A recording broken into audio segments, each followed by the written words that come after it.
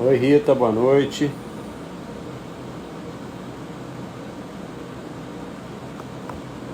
Marcos, tudo bem?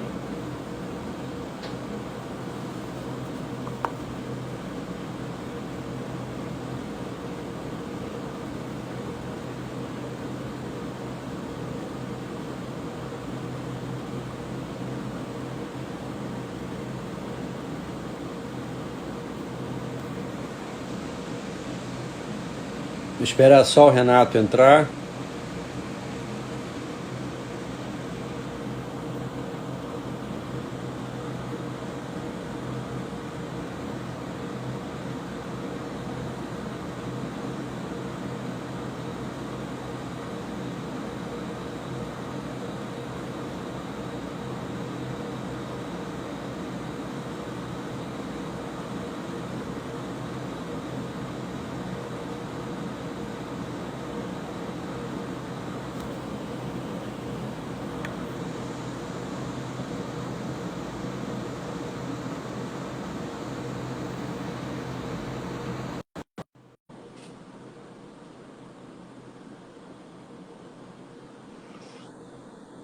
Oi, Renato, tudo bem?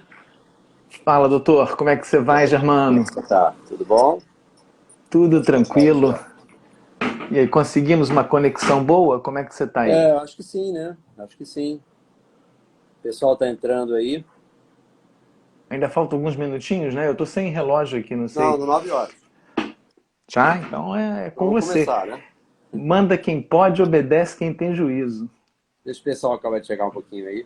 Aí tá cheio de gente já, né? Temos 23 já. Mas diga lá, como é que foi teu dia aí hoje aí? Foi igual os outros. Eu não sei mais o que é domingo, o que é segunda, o que é terça, o que é quarta.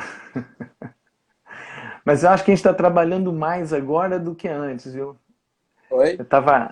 A gente está trabalhando mais agora do que antes. Ah, sim, eu estou Eu não produzindo pra sei. caramba aqui em casa, É, né? Mas, assim, não é uma situação confortável, né? olha, já tem até o professor Rinaldo lá de João Pessoa me identificando como um grande vascaíno. Eu sou um grande vascaíno. E em cima tem um botafoguense também, né? Então vamos lá. Bom, gente, então, Tá na hora. boa noite a todos. Espero que todos estejam bem.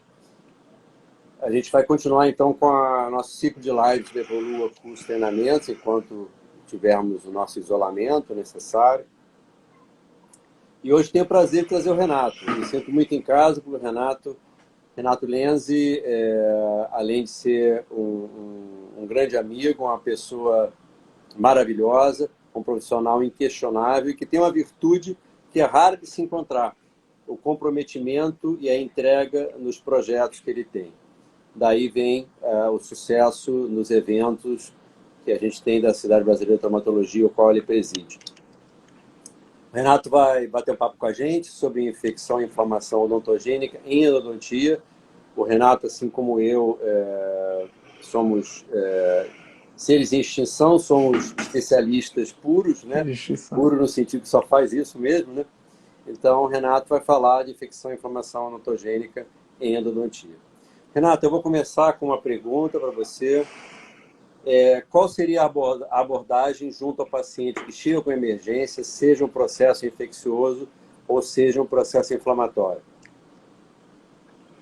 Ok, eu não posso começar, Germano, sem agradecer o seu convite.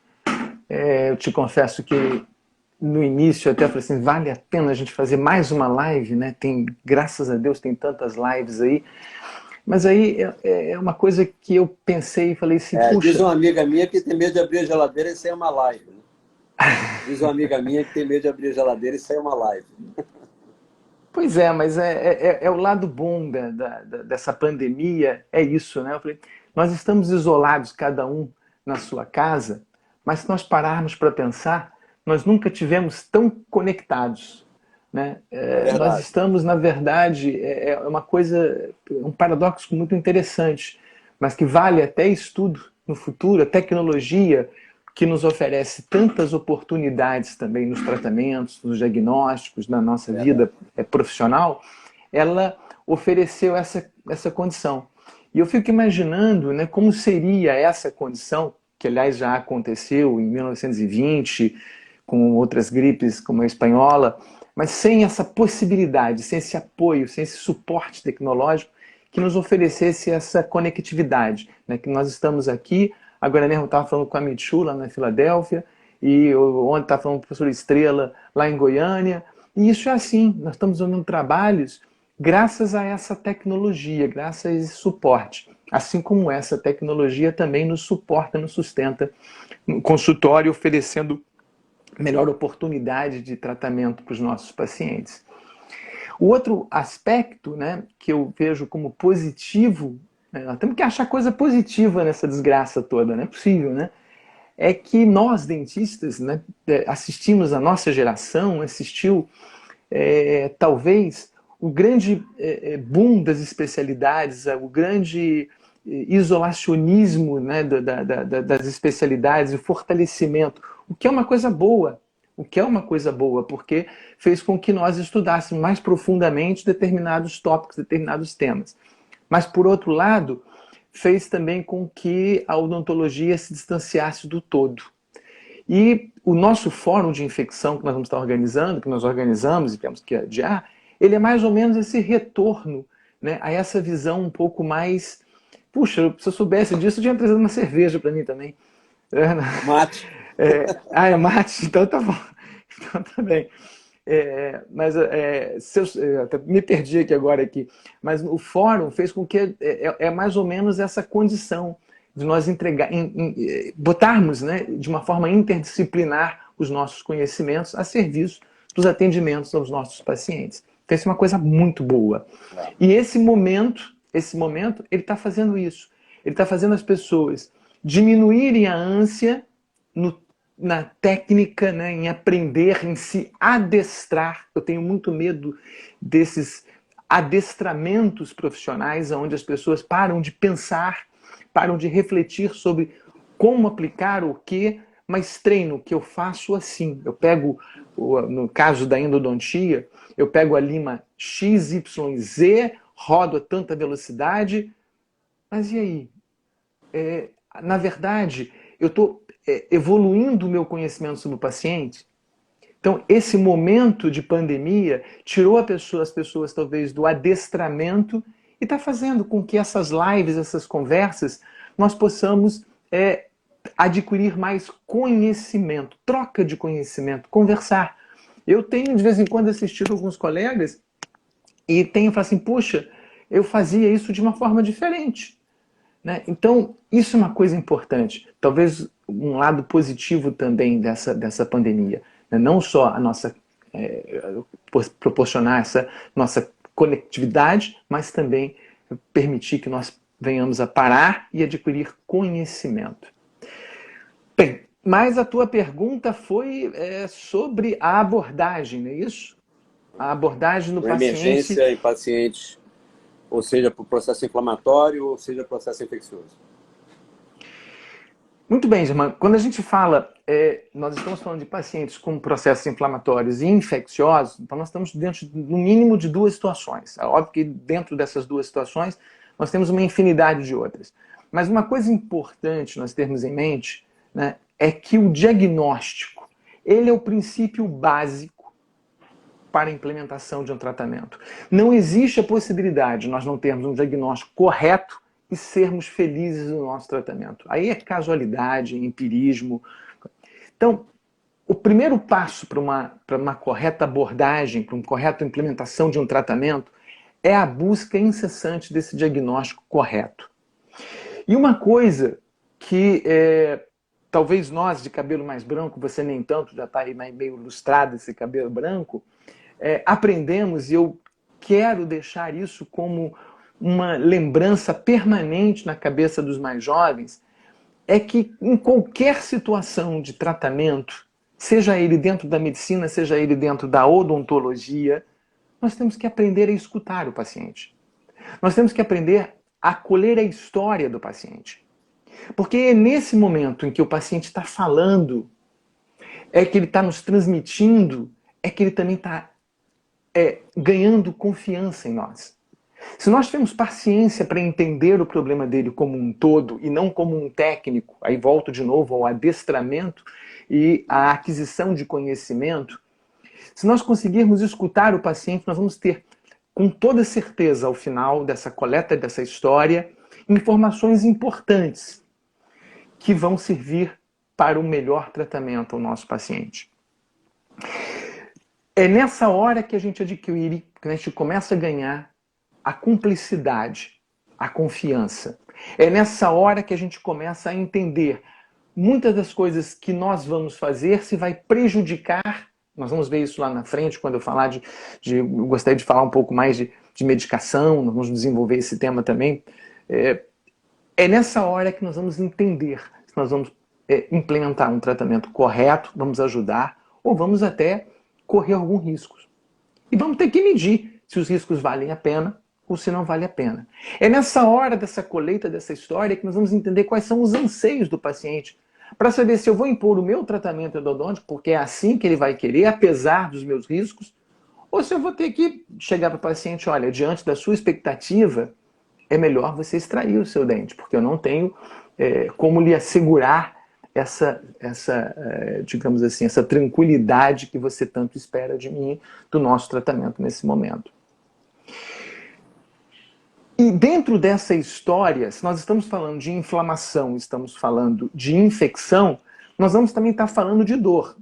Se você fala de qual é a abordagem nesse momento da emergência, eu vou contar uma história que me veio aqui à mente agora, que foi, digamos assim, uma das maiores escorregadas. A gente aprende muito com os nossos erros. Então, essa foi uma das maiores escorregadas que eu dei na minha vida por não escutar corretamente a história do paciente. O paciente me foi encaminhado já com um edema na região inferior, com um abscesso facilmente detectado de origem do primeiro molar. E ele estava com muita dor. E é um senhor de idade, uma pessoa de um excelente padrão, e o doutor Renato, eu estou com muita dor. E foi a única coisa que eu escutei, nós vamos resolver isso. E realmente, eu parti logo para uma anestesia tronco-regional, consegui acessar aquele molar com muita tranquilidade e fiz a primeiro procedimento que eu queria fazer, não teve nenhuma drenagem maior via canal, mas mediquei, entrei com antibiótico terapia, que acho que é interessante, nós conversamos lá na frente, e falei, o senhor vai melhorar. Fiz um analgésico simples, fique tranquilo, o senhor vai melhorar. Qual não foi a minha surpresa que no dia seguinte, muito cedo, meu celular tocou. E era ele. Eu falei, doutor Jorge, ele, doutor Renato, eu não passei a noite bem, eu estou morrendo de dor. Eu estou morrendo de dor. Eu falei, vamos virar para o consultório imediatamente. E eu falei, meu Deus do céu, não é possível, ele não estava com tanta dor assim ontem, saiu do meu consultório bem, já tinha edema, e nós aprendemos, Germano, que quando nós temos edema, nós já temos a expansão, a dor tende a diminuir. A dor ela é muito forte quando nós não temos a expansão. Quando eu tenho uma coleção, quando eu tenho a questão infecciosa muito fechada, muito restrita dentro da cavidade óssea. Quando eu consigo ter a expansão, eu tenho alívio. Ele já estava medicado com antibiótico há mais de 12 horas, já estava com analgesia, não justificava aquela dor absurda dele. E quando ele chega no meu consultório, e a primeira coisa que ele fala, doutor Renato, eu passei a noite com dor, mas eu fui tomar agora uma água, eu fui na rua, eu não estou suportando mais. Ora, quando nós somos jovens, nós aprendemos que, bem cedo, que o frio ele não está associado aos processos infecciosos. Ele está associado a quadros inflamatórios. Então, como é que um elemento dentário com abscesso, com expansão, podia, naquele momento, já uma necrose estabelecida com lesão óssea, oferecer dor com a água? Eu não fiz a coleta da história desse senhor. Eu confiei simplesmente no edema dele e, a partir daquele momento, eu estabeleci um tratamento que foi pela metade. Ele tinha uma infecção, ele precisava do que havia sido feito, mas ele tinha um processo inflamatório no segundo premolar associado. que não foi diagnosticado.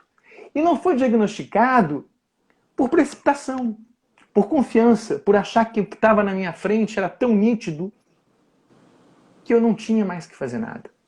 Se eu tivesse conversado com ele, tivesse entendido a característica da dor, em algum momento, na primeira consulta, ele ia me falar: o frio dói muito, doutor Renato.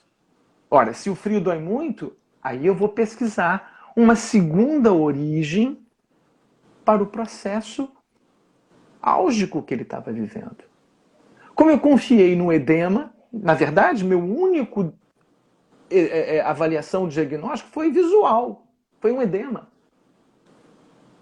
Nós percorremos o erro de deixar esse senhor por mais 24 horas com dor. Então a abordagem, ela tem que começar, a mensagem que eu quero deixar aqui é essa, ela tem que começar com a história. Nós temos que ter tempo para escutar os pacientes. Eu costumo brincar que desde criança nós somos treinados a diversos dos nossos sentidos. Então nós aprendemos, a mamãe ensina o nosso paladar, né? Nós ensinamos, eles aprendem, olha que perfume, né? Nós temos o odor, vão ensinando a gente a escrever, vão ensinando a gente a andar, vão ensinando a gente a falar. Eles vibram quando a criança, nós vibramos quando a criança fala papai, mamãe, titia, mas nunca ninguém ensina ninguém a escutar. Escutar é uma coisa que a gente aprende sozinho, somos todos autodidatas em escutar. E o profissional de saúde, seja ele médico, seja ele dentista, seja ele psicólogo, ele tem que aprender a escutar. Ele tem que permitir que o seu paciente fale, pois é nessa hora, que aí eu volto ao início, além dessa coleta de informações, que com certeza serão importantes durante o nosso tratamento, é nessa hora que a gente adquire a cumplicidade, que a gente começa a construir uma cadeia de confiança tão importante que mesmo nos piores momentos depois de um tratamento, o paciente vai suportar melhor. Porque nós suportamos melhor a dor quando nós temos confiança naquele que está nos tratando. E é assim que a gente tem que tratar, assim que a gente tem que abordar os nossos pacientes. É óbvio, né? Vamos andar um pouquinho mais, senão a gente não chega nesse final.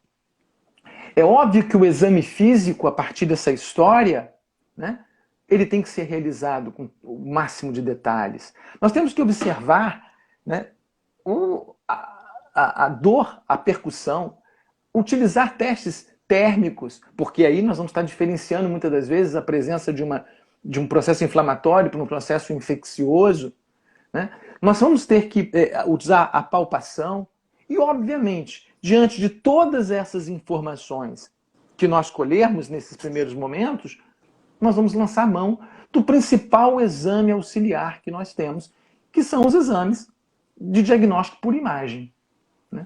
Que eu acho que hoje ninguém duvida o quanto do valor desse diagnóstico de imagem existe na endodontia, como para qualquer evento cirúrgico, como para você na periodontia, enfim. Mas esse exame de imagem, ele não pode ser a prioridade dos fatos. Ele tem que ser feito em função do que nós estamos com suspeita de diagnóstico. Isso, principalmente, aí, Germano, eu acho que é algo que eu tenho que eu gosto de salientar sempre. Eu vejo muitos pacientes chegarem no meu consultório já com imagens prontas. Então ele chega com a tomografia pronta, doutor, minha tomografia chega. Eu, sinceramente, hoje, a palavra não é essa, mas vamos lá, eu desprezo no primeiro momento essa tomografia que me chega sem uma devida avaliação, ou seja, ela foi feita por um colega que não colheu os dados que nós precisamos colher para poder fazer um diagnóstico de um diferencial e estabelecer um tratamento de um paciente. E essa tomografia é uma imagem estática. Se tomografia fosse tudo, quem seria o responsável pelo paciente era o radiologista, e não o periodontista, não o ortodontista, não o endodontista. não o clínico, o cirurgião. O radiologista, ele é um aliado importante. E para ele ser esse aliado importante na luta para oferecermos a melhor condição de tratamento para o paciente, ele não pode ser alguma coisa estanque, isolada. Então, quando a gente pede uma radiografia, desculpe, uma tomografia, estou falando das tomografias, porque a radiografia, acho que quase todos nós temos condição de realizá-la no consultório, no momento do primeiro exame, no primeiro momento da consulta. E nós já fazemos direcionadas. Ninguém vai fazer uma radiografia do molar superior esquerdo se o paciente relata dor na região inferior direita. Olha, se nós temos essa capacidade de entender que uma radiografia periapical feita no consultório, ela tem que ter um mínimo de direcionamento para ela ser correta. Se o paciente queixa em cima, eu vou fazer em cima, na superior. A tomografia, ela mais ainda precisa ser direcionada pelo clínico. Eu não posso encaminhar um paciente para uma clínica radiográfica dizendo assim, faz a tomografia para mim desse paciente XYZ. Não. Eu muitas das vezes encaminho, inclusive, a minha radiografia. Aqui eu fiz no meu consultório. A tomografia ela tem que ser precedida de suspeitas de diagnóstico. Eu suspeito que o paciente tal está fazendo um abscesso na área de molar superior. Gostaria de saber a real existência ou não de lesão. Gostaria de saber do comprometimento do seio maxilar, se for na área superior. Se for inferior, eu tenho que dizer o que eu espero, que eu estou vendo, quais são minhas suspeitas. Suspeito de uma reabsorção, suspeito também de um processo infeccioso, suspeito que esse processo infeccioso possa ter uma relação com o canal mandibular. Quais os dentes que eu tenho a suspeita da dor? Então a tomografia, ela tem que ser direcionada para que esse tomografista, para esse radiologista, perdão, possa me dar uma imagem compatível com o que eu espero. Eu vejo hoje, e eu não discordo, mas me preocupa o exagero de alguns colegas que, mesmo em curso, eles dizem o seguinte, que você, dentista, endodontista, tem que ter a leitura dos programas, dos softwares de cada uma das radiologias. E que você não pode confiar no seu radiologista. Meu Deus, o radiologista ele é um dentista que estudou patologia, que estudou imagem. O radiologista, ele está apto a te auxiliar. Ele não pode ser um processo estanque. Me assusta muito esses diagnósticos dados por distância, onde eu não posso pegar o telefone e dizer, Germano, você me mandou uma imagem, fez uma tomografia para mim, mas eu não estou concordando com isso que você disse. Ou então, Germano, por favor, analisa para mim também esse corte XYZ. O radiologista, assim como nós endodontistas estamos para o clínico e temos que dar suporte a esse clínico, nós temos que confiar no radiologista com o qual nós lidamos. E nós temos que ter o direito de pegar o telefone e discutir com ele, discutir no bom sentido, a qualquer momento. A qualquer momento. Foi a Cláudia Carreira de Belém que entrou aí também, né? Ô Cláudia, eu estou precisando voltar a Belém. Até me perdi, fiquei tão feliz quando vi a Cláudia, ela está com a gente no chat do Siqueira também, todas as quintas-feiras nós temos as reuniões. Mas me ajuda aqui onde é que eu estava? Na radiologista. Ele tem direito de ligar. Nós temos que ter esse direito, isso em nome do paciente. Nós não podemos perder uma arma tão poderosa, que é o diagnóstico de imagem, e dizer para esse diagnóstico de imagem, não, se me manda aí qualquer coisa que eu... Não, eu não quero o seu template. Quando eu falo que eu não quero o radiologista, eu estou desprezando, se eu sei escolher o meu radiologista, um conhecedor de patologia. Eu preciso ter esse apoio desse radiologista. Isso é muito importante, assim como nós somos apoio para o nosso clínico. Por que eu acho que eu sou melhor do que o radiologista? Por que eu acho que eu posso apoiar o clínico, apoiar o cirurgião e não posso ter o apoio de uma discussão saudável sobre patologia com o radiologista? É óbvio que esse radiologista tem que poder discutir comigo patologia. Aí sim, nós vamos estar trabalhando de uma forma interdisciplinar para tratamento dos nossos pacientes. Então, esse é, digamos assim, a forma com que eu vejo essa abordagem inicial. Eu contei o caso desse paciente, no qual eu errei com ele, Dr. Jorge, no início, porque eu confiei no edema. E nós tínhamos, na verdade, um caso de infecção e um caso de um processo inflamatório pulpar no segundo pré-molar. Era o primeiro molar com abscesso e o segundo pré com processo inflamatório.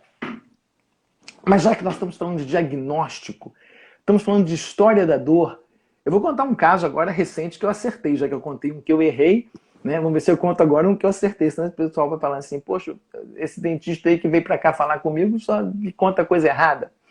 Agora, uma moça me procura, paciente do nosso grande amigo Marcelo Saladini, que está aí também, me procura com uma dor generalizada em hemifácie. E ela botava a mão e doía tudo, né? Doía tudo. É aquele caso que dói tudo. O caso que dói tudo é fácil porque alguma coisa que a gente faça passa a doer menos. Eu costumo dizer que eu tenho muito medo quando o paciente não sente nada, que é a segunda consulta muitas das vezes, porque aí tudo que a gente faz dói. Mas no primeiro caso, quando ele dói tudo, é muito bom, porque qualquer coisa que a gente faça melhora a situação. Então essa moça chegou pra gente e botava a mão, né? Dói aqui na têmpora, dói aqui pra cima, dói o ouvido, dói a mandíbula, eu não sei onde não doía na pobre da moça. Mas o bacana é que quando a gente escuta a história, né, do paciente, a gente começa a observar o seguinte: essa moça, apesar de doer tudo, ela nitidamente separava as dores. Ela falou assim, não, tem hora que eu não consigo respirar, eu não posso escovar o dente, que me dói muito. Bom, eu sei que eu tenho um processo inflamatório. Se ela não pode nem respirar e nem escovar o dente, eu tenho um processo inflamatório em algum dente naquela hemifácie, seja embaixo, seja em cima. Mas foi a história que me disse isso, não foi nada além disso. E continuando, acalmando e conversando com ela, ela vai e vira-se para mim e diz o seguinte: às vezes eu acordo à noite com uma dor, mas que eu tenho vontade de arrancar esse dente aqui de baixo. Ora, é uma dor de pressão. Dificilmente a dor de pressão vai estar associada a esse processo inflamatório, essa nevralgia tão intensa, porque eu tenho situações diferentes. Eu posso ter um processo inflamatório e um processo infeccioso. Então, colhendo essa história, a primeira coisa que eu disse para ela foi o seguinte: Monique, olha só, é possível que você tenha duas situações no mesmo momento. Talvez você tenha um processo, e aí a gente explica. É importante, assim como eu disse que nós temos que escutar o paciente, é importante o paciente escutar da gente o que ele tem. E ele não precisa escutar a certeza do que ele tem, mas ele tem que perceber que nós estamos raciocinando sobre o que ele tem. Ele precisa, muitas das vezes, e ele vai confiar em você, se você demonstra para ele quais são as dúvidas dentro de uma forma lógica.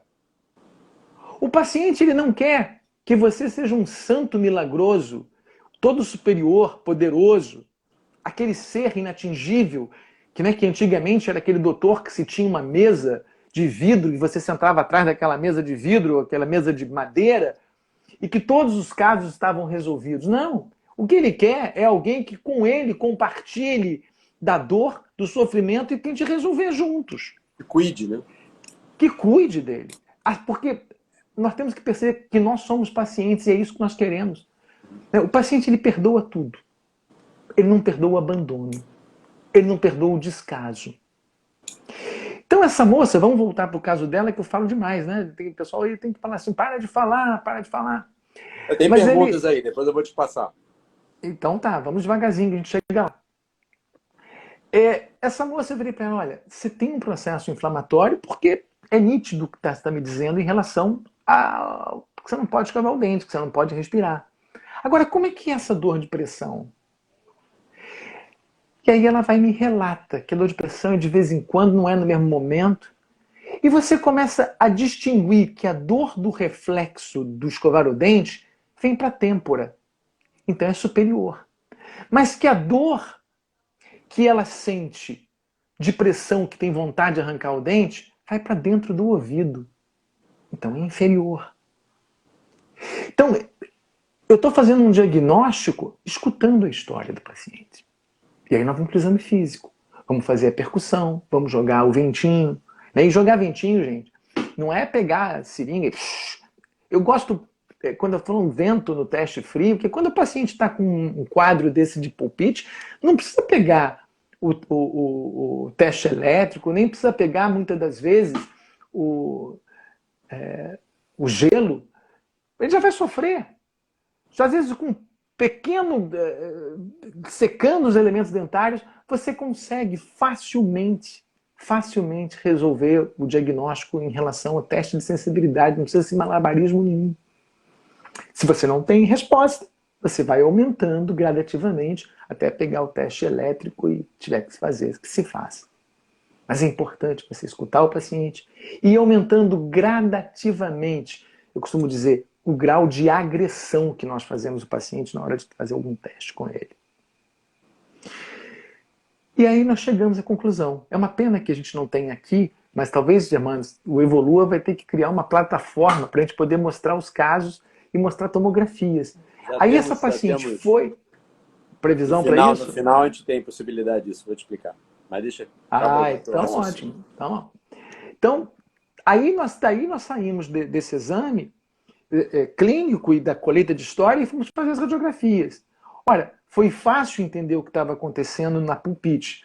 Foi um dente que havia sido recentemente preparado e a paciente evoluiu para um quadro de pulpite. Mas na radiografia eu não tive a definição, apesar de ter um elemento tratado, que era o primeiro molar, que tinha nessa paciente a maior sensibilidade na percussão naquele momento, eu não tinha uma imagem. E aí ela foi para tomografia direcionada, aonde eu levantei a minha suspeita. Então por isso que eu falo, os exames de imagem, eles são direcionados desde aqueles que nós realizamos no nosso consultório, mas também aqueles que nós pedimos aos pacientes e que nós encaminhamos para serem feitos. Aí nós teremos bons resultados. Ok? Deixa eu te fazer uma pergunta, parece uma pergunta, que eu vou juntar duas perguntas para você, tá? Quer dizer, antes de você falar mais de intervenção direta em relação ao elemento dentário, em relação à medicação sistêmica, como você prepara o paciente, né? E juntando com essa, se você tem uma preocupação nessa medicação sistêmica em relação à gravidez, que é a pergunta da Lúcia, até onde podemos chegar com medicações, enfim, ou as emergências com as grávidas? Olha, são duas colocações que a gente vai ficar aqui agora a noite toda, né? Mas são muito importantes. Primeiro, com relação ao medicamento, eu vou tentar emendar o raciocínio de uma forma global. Primeiro, vamos dar uma pincelada com relação a grávidas, né? Porque o que acontece? Quando nós estamos falando de paciente grávida, né, a gravidez não é doença em nenhum momento, mas nós temos que saber que nós estamos lidando com dois seres. Nós não estamos lidando com um único ser. Então nós estamos lidando com uma mulher e com um ser, que é um feto, que está em formação. Então, por isso só, já nos coloca uma condição diferente. E nós temos que ter a responsabilidade de saber lidar com esses dois seres. Né? Os riscos para o paciente, vamos conversar daqui a pouco. Mas acreditava-se no passado que a barreira placentária ela era suficiente para proteger aquele feto. E, na verdade, o tempo mostrou que a barreira placentária ela é permeável a uma série de substâncias, dentre elas a vários medicamentos que nós utilizamos. Então, se ela permeável, se ela permite essa penetração de substâncias, ora, essa substância pode estar inicialmente fazendo um bem para a mãe, mas pode prejudicar a formação, inclusive levando a defeitos físicos dessa criança, desse feto em sua formação. E isso é uma preocupação que nós temos que ter. Todo medicamento, né, quando a gente fala de grávida, ele é classificado, existe uma classificação para isso, onde nós temos lá A, B, C, D. E os medicamentos inseridos em riscos para grávidas na classe A é o seguinte, são aqueles que são liberados, você pode usar, não há risco. Os testes, os exames, as pesquisas provaram que seja esse medicamento pertencente à classe A, não oferece risco nenhum para o feto. Então você pode utilizar naturalmente. Isso deve ser pesquisado quando você vai utilizar um medicamento para o paciente. Os medicamentos pertencentes à classe B, do grupo de risco para a grávida, na gravidez, eles dizem o seguinte, que nós não temos pesquisas em humanos, não foram desenvolvidas pesquisas adequadas para aquele medicamento em humano. Mas não há indícios de que aquele medicamento possa fazer mal. E existem pesquisas em animais que mostram em fetos de animais que ele não fez mal. Então esses são os medicamentos B. O medicamento B nós podemos usar com uma certa tranquilidade, porque apesar de não termos pesquisas em humanos, nos animais não mostraram nenhum problema. Os medicamentos da classe C. Os medicamentos da classe C, eles dizem pra gente que não existem pesquisas em humanos, mas as pesquisas realizadas em animal mostraram potencial em causar algum mal. Então nós devemos usar com muita cautela e ter absoluta certeza que você precisa dar esse medicamento para o paciente. E para nós não ficarmos teorizando, os anti-inflamatórios, todos os anti-inflamatórios, estão enquadrados na classe C. Então, nós temos que ter muito cuidado com o anti-inflamatório. Tanto no paciente, seja ele adulto, nós temos que saber, nós vamos conversar já, vamos concluir primeiro essa questão da grávida. Os antibióticos, por exemplo, a maioria deles, todos os que nós usamos, todos não, quase todos que nós usamos, estão dentro dos B. Ou seja, nós sabemos, nós não temos pesquisas em humanos, mas todos os indícios dizem que eles não causam mal ao feto. Então as amoxicilinas, por exemplo, estão dentro dessa classificação B. Nós podemos utilizar porque não causam mal ao feto. Muitas das vezes nós gostamos de associar, não é isso? A amoxicilina, por exemplo, com ácido clavulânico. Nós vamos ver isso daqui a pouquinho, já que você fez essa pergunta global, mas isso só para concluir e dar exemplo dentro dessa questão da gravidez. Quando nós associamos a amoxicilina e ácido clavulânico, nós continuamos dentro da classe B. Nós podemos dar o medicamento para o paciente, se necessário for. Agora, se nós associarmos as amoxicilinas com o metronidazol, aí nós estamos diante de um grande risco. O metronidazol, o nosso flagil, que nós associávamos muito, principalmente antes do advento do ácido clavulânico, antes dos medicamentos associados à amoxicilina e ácido clavulânico, eles estão enquadrados na classe X de medicamentos, naqueles que verdadeiramente fazem mal às grávidas. Na verdade, fazem mal ao feto. Né? Causam lesão na sua formação ao feto, podendo levar, inclusive, a aborto dessa criança. Então, a pergunta... Foi de quem a pergunta, Lúcia? Lúcia Helena. Lúcia Helena, muito interessante, muito importante. Obrigado, Lúcia, você me deu uma oportunidade, e isso eu queria deixar marcado. Talvez, de tudo que eu venho a falar aqui hoje, esse é um ponto mais importante, porque nós utilizamos, quem faz endodontia, utiliza anzol. A conexão ficou ruim. E temos que... Voltamos? Voltamos. Tudo bem?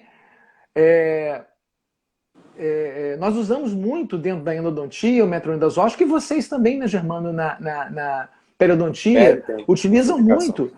E nós temos que saber que são medicamentos que compõem o grupo X de risco na gravidez. Espero que eu tenha respondido a tua pergunta, Lúcia, sobre isso daí. Obrigado pela pergunta. Eu tenho uma consideração a mais Agora, em relação, não assim, à medicação, mas assim, que eu estava tentando ver o teu começo da tua explanação, que eu acho muito importante, acho que é uma coisa assim que a gente tem que sempre ressaltar, a importância de ouvir o paciente, ter tempo para ouvir o paciente. E eu me assusto um pouco, assim, talvez por eu ter dado muita aula de antibiótico e tal, na minha vida em periodontia, com um dos quesitos que a gente tem em livros, por exemplo, que diz que a utilização do antibiótico talvez seja interessante pelo tempo de tratamento do paciente diminuído. E isso é uma consideração que eu considero bem americana mesmo. Isso é da odontologia bem americana. Quer dizer, o tempo está desculpe, Germano. Isso é real lá. Né? E isso me assusta Germano, um pouco. alô? Essa questão da... Oi. Não, eu não entendi. Eu não entendi. Essa consideração de que você, por exemplo, o antibiótico, ele tem uma vantagem por diminuir o tempo de tratamento, a mim me assusta um pouco, né? Porque essa questão do tempo, para mim, é primordial já a partir do começo da tua palestra, da tua live, onde você fala que temos que ter tempo para ouvir os pacientes, e eu concordo. O Ricardo Cruz tem uma aula muito interessante, que é uma aula assim, falando justamente com isso, né? O tempo que a gente tem que ter para o nosso atendimento, né? E aí eu te faço uma pergunta em relação à endodontia. Isso é só um preâmbulo para a endodontia. Qual é a tua ideia em relação ao tratamento de sessão única em endodontia? É uma questão de premência de tempo ou tem a sua indicação em todos os casos? Não, a tua pergunta, eu só acho que a gente tinha que fechar a parte de medicamento. O que me veio agora à cabeça. Fecha o medicamento, depois você fala sobre essa, então. Porque eu não sei, como é que nós estamos de tempo em falar nisso? Nós temos 20 minutos. Então estamos tranquilos. Vamos, por favor, não me deixe fugir, porque essa sua pergunta, se hoje, na questão do tempo, ela é fundamental, talvez até para nós fecharmos o raciocínio de hoje. Tá. Mas eu não respondi ainda a tua pergunta com relação aos medicamentos. Eu falei das grávidas, né? E você colocou uma coisa importantíssima agora, que foi a questão do antibiótico para diminuir o tempo de tratamento. Foi esse teu raciocínio? Não é? Foi raciocínio dos livros, na verdade. Isso é um absurdo. Eu não sei quem é que escreveu isso, mas é um absurdo. Livros de periodontia tem essa colocação dentro de todas as vantagens, que tem suas vantagens em alguns casos, evidentemente tem suas indicações, mas essa vantagem eu acho extremamente danosa, né? A observação. Eu acho porque o que acontece?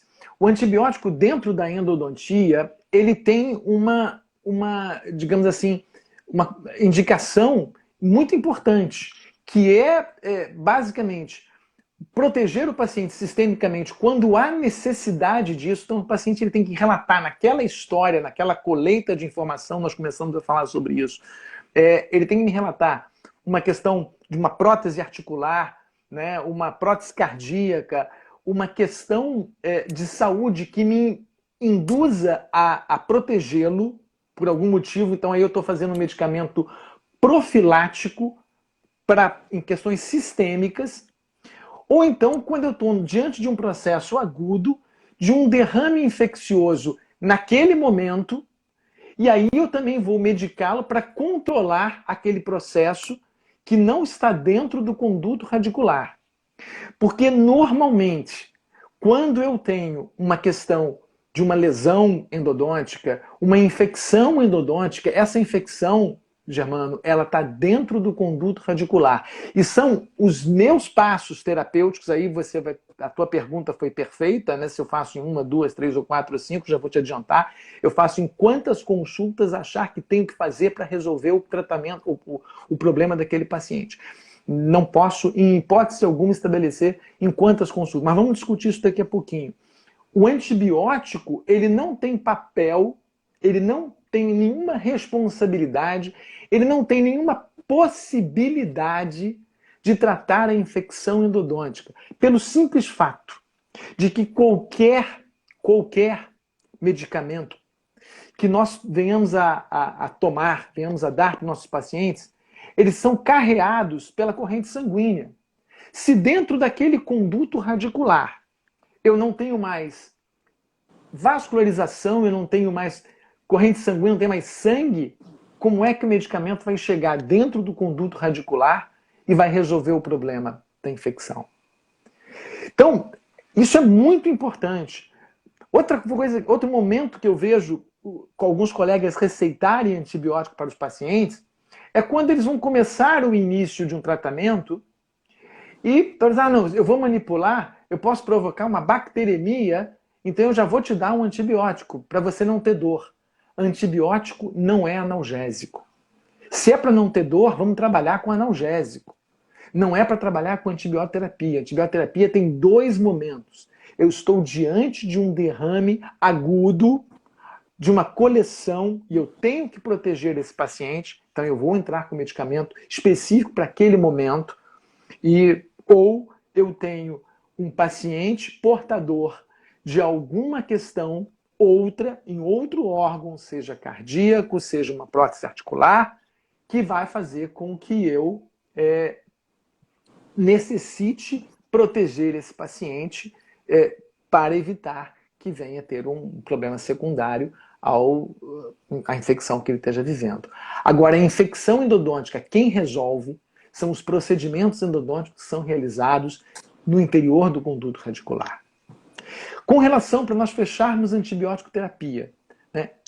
Não há hipótese, hoje em dia nós temos bem fechado na literatura, bem estabelecido, que são as amoxicilinas a primeira escolha para os tratamentos, para os casos das infecções endodônticas.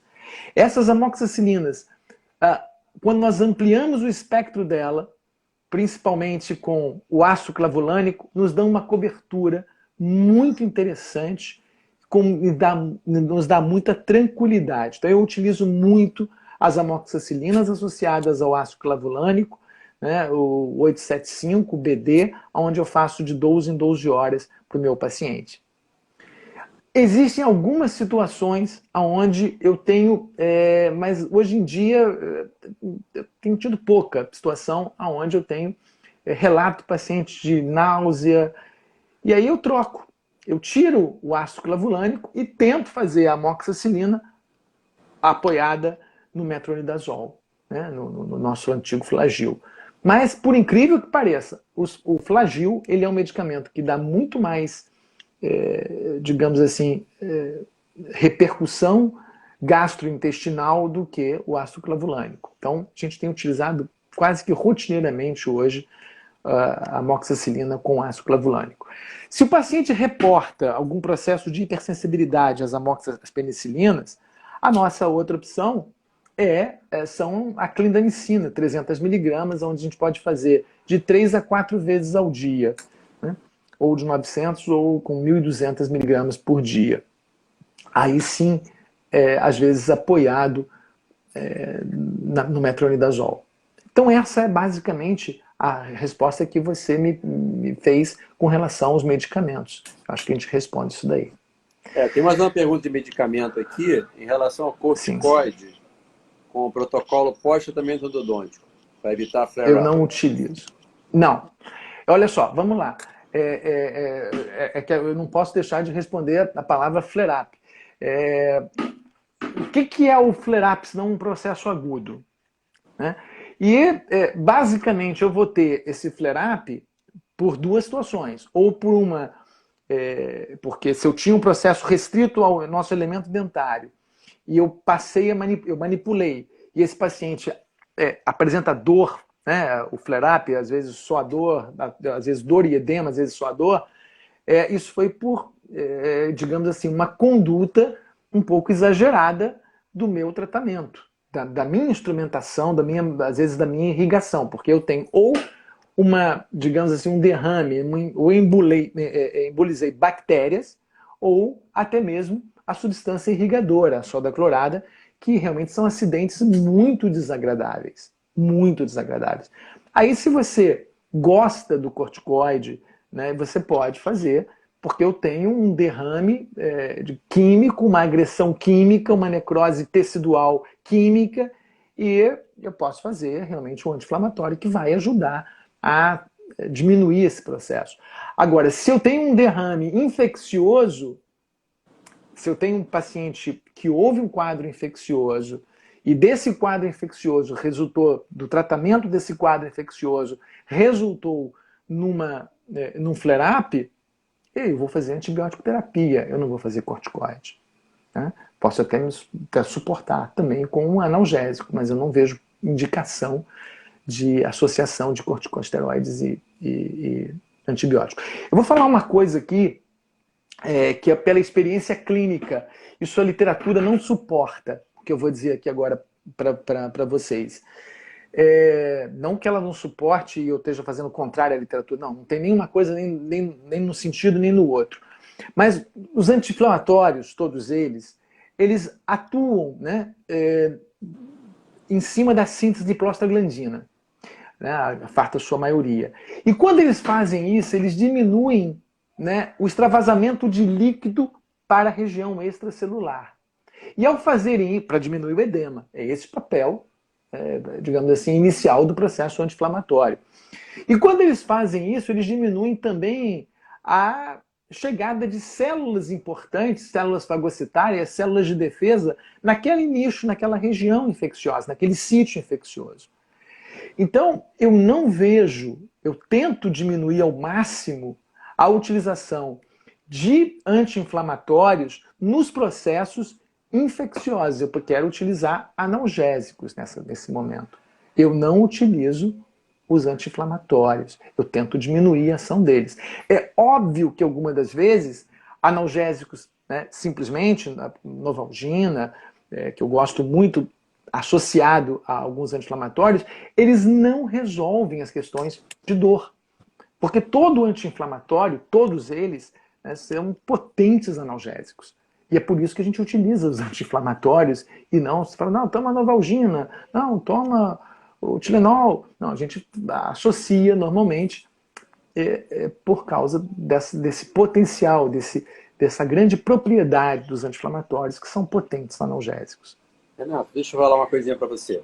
A gente tem um pouco menos, porque na verdade são 9 minutos, mas a gente começou 2 minutos antes, tem 7 minutos. Então, as duas propostas são o seguinte, a gente volta depois, porque eles encerram automaticamente. Ou a gente faz uma nova live depois para continuar o assunto. Eu acho que hoje fica cansativo, né? Eu acho que deixa para as pessoas também, te marca outro dia. Não? Te marca outro dia? Faça o que vocês quiserem. Não, acho assim, porque tem muita coisa, eu queria explorar você um pouquinho mais também em relação a outras coisas. Quer dizer, a questão dos recursos operatórios que você, em termos de instrumental, de equipamento, em termos do biocerâmico, a gente podia fazer uma outra live com isso. O que você acha? Vamos fazer outro dia. Vamos fazer outro dia, gente, porque eu acho que começa a ficar cansativo também para as pessoas que estão participando, e às vezes elas já se programaram para estar em outro local. Não, e tá ótimo, né? O pessoal está adorando, e eu estou adorando também, estou achando fantástica mesmo. Entendeu? Então, eu só não queria deixar. Eu só não queria deixar de responder aquela pergunta que você fez. A gente pode até voltar, começar na próxima vez, outro dia, com essa questão, né, do tratamento em 1 ou 2 sessões. Né? Olha, isso é uma coisa muito ampla para ser discutida rapidamente. Mas nós temos que ter, todos nós temos que ter, a consciência de que nós temos que realizar um tratamento adequado. E o tratamento adequado vai depender de cada caso. Não é só você dizer assim, eu estou diante de uma biopectomia, posso fazer esse tratamento em uma única sessão. Ora, se eu estou com uma senhora de 80 anos na minha cadeira, que tem pouca abertura e que tem desconforto, eu quero ficar com ela o mínimo possível e vou fazer em 2 sessões. Não vou correr com o tratamento dela para fazer numa única sessão.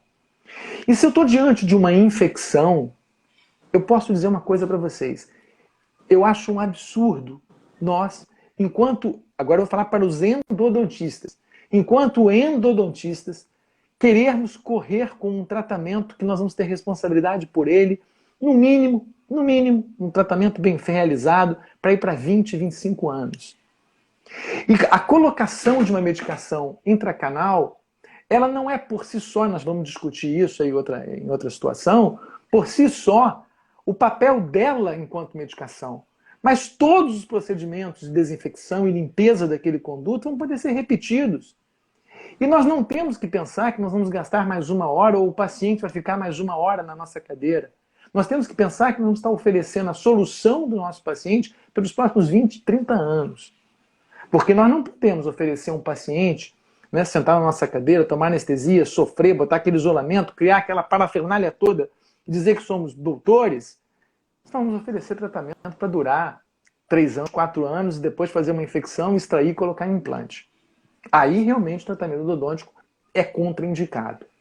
Então não vejo por que, Germano, correr com qualquer tratamento que seja. Concordo com você. Eu concordo com você. Qualquer tratamento que seja. Eu também acho. Tá bom? Eu acho que isso é qualidade. Eu acho que tá bom, não tá? Você falou que tinha 7 minutos. Eu já... Não, assim, gente, eu estou te devendo uma resposta. Né? Você falou a questão de a gente poder mostrar a tomografia.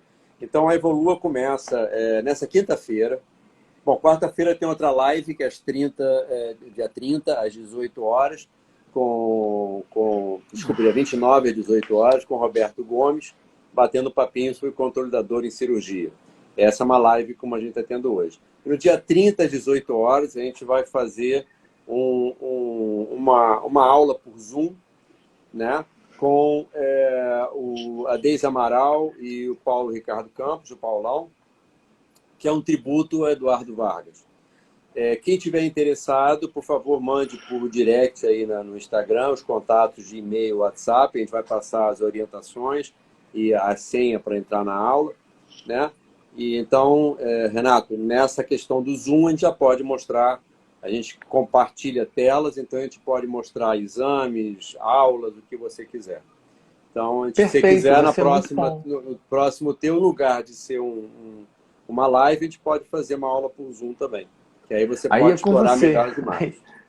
Aí é com você, Não, eu queria agradecer a você, Germano, mais uma vez, agradecer as pessoas aí que estão aí participando, né, tendo paciência, mas acho que é bom, é aquilo que nós falamos, estamos isolados nas nossas casas, mas nunca tivemos tão conectados, né? Então esse é o lado bom da pandemia, né? E que a gente possa pegar toda essa união aí e fazer uma odontologia melhor aí para sempre. Eu acho, obrigado, né? Germano. Eu acho Obrigado, que a gente produziu pessoal. muito, né? A gente produziu muito em conhecimento pessoal durante esse período da paralisação. Então a gente tem que saber aproveitar os tempos conforme vão acontecendo, né? E esse é um bom jeito de aproveitar tempo, tendo uma conversa contigo, o que foi ótimo. Eu tenho certeza que todos gostaram. E, bom, e a próxima, então, te agradeço profundamente, tá bom? Gente, pessoal, obrigado a todos aí. Eu que agradeço. Até quarta-feira, obrigado, uma live pessoal. do Roberto, e quinta-feira uma aula no Zoom. Quem tiver interesse, coloca no direct pra gente os contatos. Tá, gente? Obrigado. Valeu. Vai ficar 24 horas Obrigado no ar, a vocês. para vocês verem depois. Tchau, tchau. Que bom, eu vou assistir agora. Isso. Um abraço, tchau. Tchau, tchau.